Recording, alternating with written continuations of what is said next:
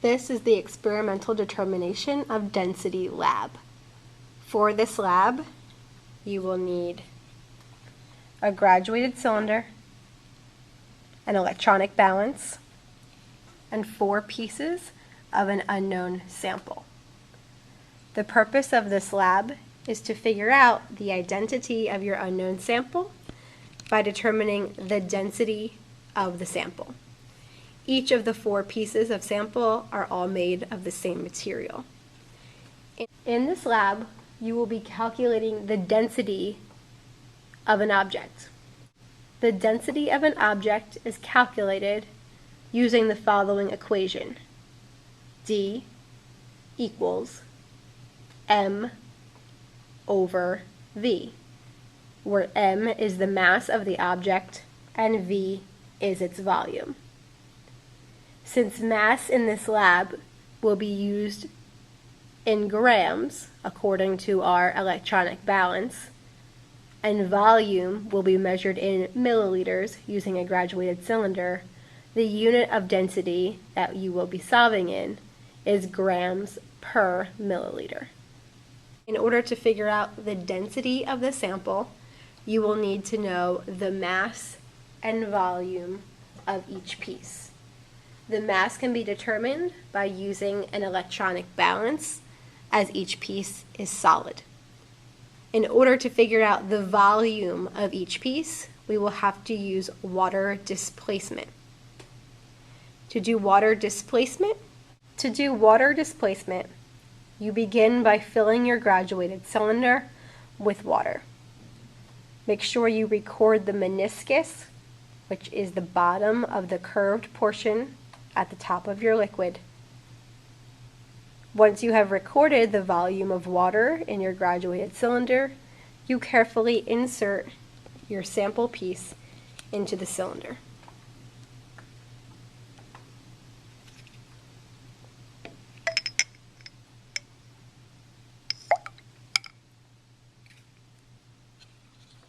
Once your sample has been inserted carefully into your graduated cylinder, you will notice the water level has risen. Record the new volume of water within the cylinder. This is the volume of the water plus your sample piece. Again, be sure to read the bottom portion or the lowest point of the meniscus. To calculate the volume of just the solid piece, complete the following calculation. Take the volume of the water plus your sample piece and subtract out the volume of the water you had initially. Your answer will be the volume of just the sample piece.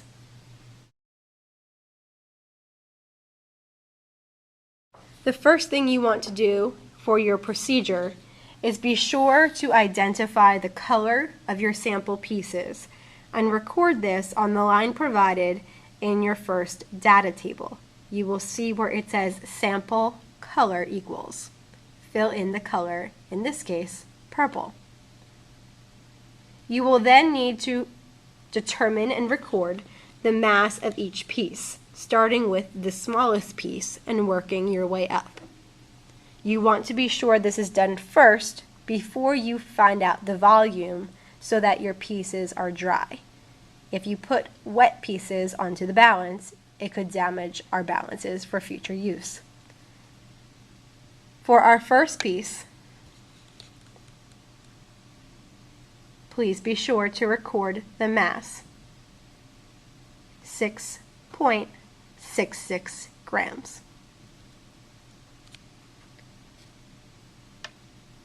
The next bigger piece than the first has a mass of 10.99 grams.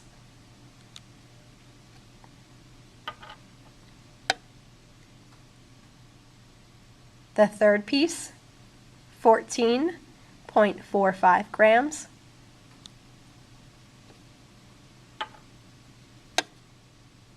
And the final largest piece, 19.39 grams. For our smallest piece, the volume of water before the sample is 69.9 milliliters.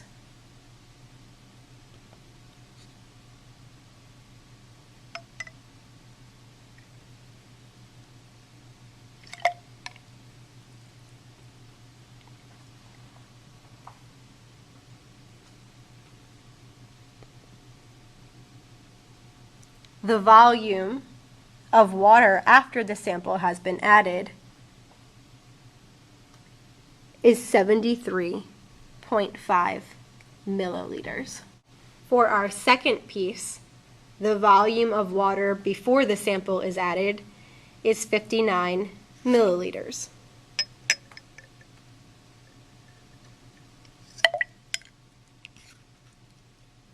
The new volume of water, since the sample has been added, is 67 milliliters.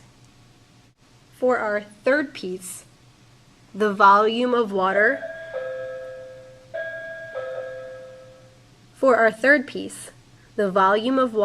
before the sample was added is 52 milliliters.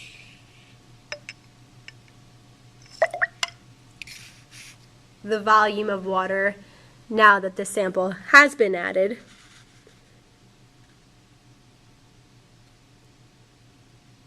is 68 milliliters.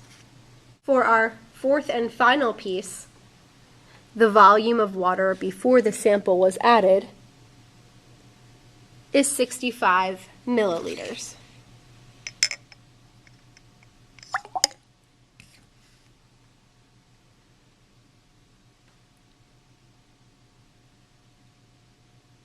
Now that the piece has been added, the volume of water is 78 milliliters.